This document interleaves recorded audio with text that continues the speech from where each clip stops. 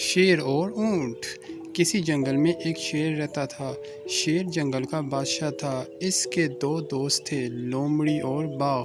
शेर के दो दोस्त रोज़ाना शेर की मदद करते थे शिकार करने में। एक दिन जब वो तीनों शिकार की तलाश कर रहे थे तो इन तीनों को जंगल में एक अजीब जानवर दिखा जिसकी गर्दन बहुत ऊंची थी, लेकिन किसी को भी इस जानवर के बारे में नहीं मालूम था।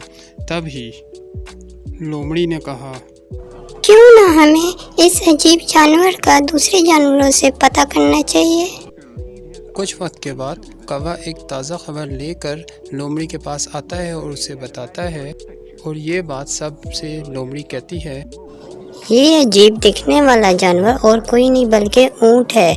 ये जानवर ज़्यादातर गर्म इलाके में पाया जाता है और ये ऊँट अपने साथियों से अलग होकर हमारे जंगल आ गया है।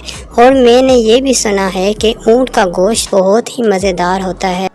लेकिन शेर इसे कहता है, ऊँट हमारे जंगल से नहीं है और ये हमारा मेहमान है, इसलिए कोई भी ऊँट को नहीं मारेगा। सारे जानवर ऊँट को अपनी जगह में खुशामदीद कहते हैं। ऊँट ये सब देखकर बहुत खुश हुआ। एक दिन शेर हाथी से लड़ाई के दौरान बुरा जख्मी हुआ और अब शेर शिकार के लिए नहीं जा सकता था। इस वजह से इसके दोनों दोस्त भी भूखे रहने लगे। तो एक दिन लोमड़ी और बाघ ने ऊँट को खाने का मशवरा किया, लेकिन शेर नहीं माना और शेर ने कहा, ये हमारा मेहमान है, इसको कोई नहीं मारेगा और मैं इसकी हिफाजत करूँगा। तब लोमड़ी और बाघ ने शेर को मशवरा दिया, ठीक है राजा जी, अगर एक एक जानवर आपके पास खुद चल के आए तो आप खाएंगे। शेर ये सुनकर राज़ी हो गया। शाम को एक एक जानवर खुद को शेर के हवाले करने लगा। शेर ने इनको खाने से मना कर दिया।